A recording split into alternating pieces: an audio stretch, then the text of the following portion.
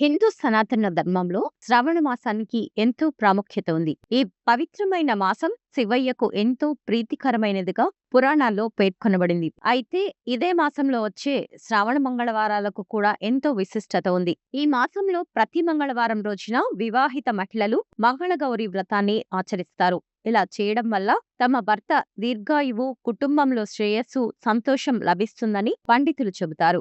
అదేవిధంగా పెళ్లి కాని అమ్మాయిలు కూడా మంచి భాగస్వామి కోసం మంగళగౌరి వ్రతాన్ని ఆచరిస్తారు. ఈ పవిత్రమైన రోజున అమ్మవారిని భక్తి శ్రద్ధలతో ఆరాధించడం వల్ల శుభ ఫలితాలొస్తాయని నమ్ముతారు. ఈ సందర్భంగా మంగళగౌరి విశిష్టతలేంటో ఇప్పుడు తెలుసుకుందాం.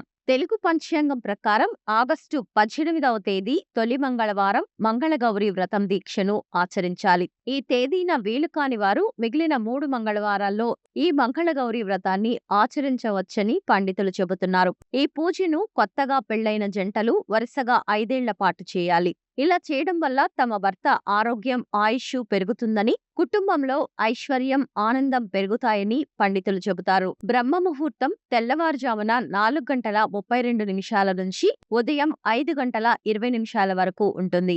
అభిజిత్ ముహూర్తం మధ్యాహ్నం 12:05 నుంచి మధ్యాహ్నం 12:56 వరకు ఉంటుంది.